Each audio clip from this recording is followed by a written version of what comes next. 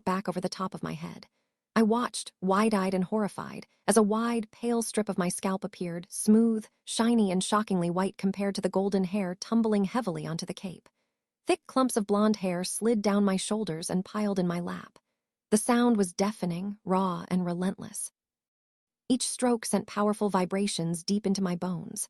My scalp tingled wildly as the clippers stripped away layer after layer.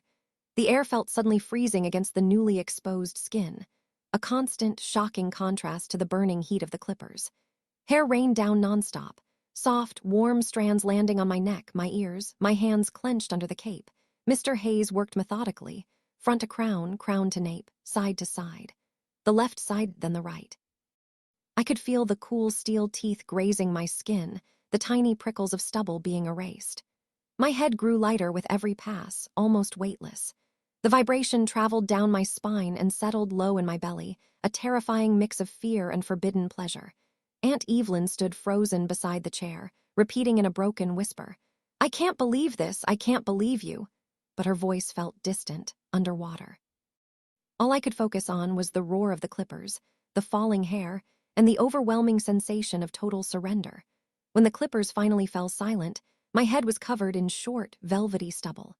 Mr. Hayes brushed away loose hairs with a soft neck duster. The bristles felt strangely erotic against my hypersensitive scalp.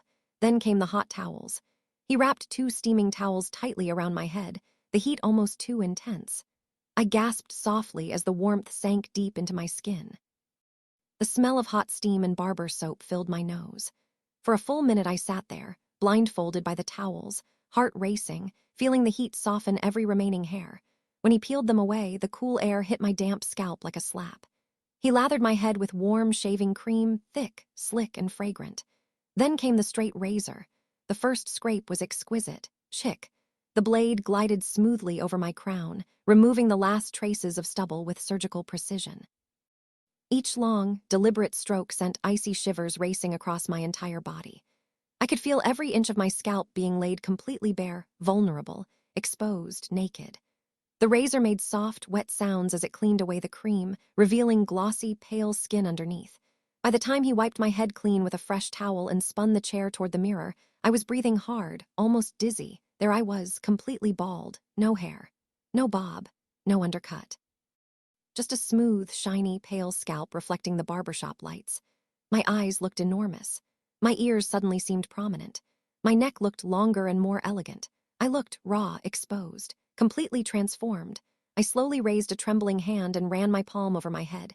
It was softer than I ever imagined, warm, silky smooth, and incredibly sensitive. Every tiny movement of air felt electric. The humiliation, the freedom, the rebellion, it all crashed together inside me at once. I smiled. Aunt Evelyn was furious and barely spoke to me for the rest of the week. I, on the other hand, couldn't stop touching my smooth head. The constant exposed feeling was addictive. I had taken her punishment and turned it into something much more extreme. When my mom picked me up, she was shocked. She thought Aunt Evelyn had forced me to do it. I told her the truth, it was my choice. My boyfriend hated the bald look and broke up with me, but I felt strangely free.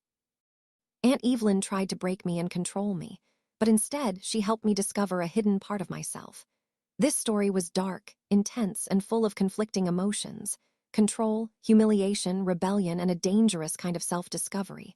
Now the big question is, after going completely bald, could Leela ever go back to normal? In part 3, you'll see what happened when I returned home.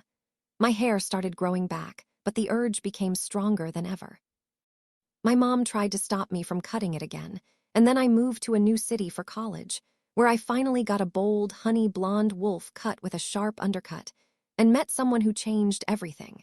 If you want to see how this wild journey continues, the struggle, the transformation, and the romance, make sure you don't miss part 3. Drop a comment right now.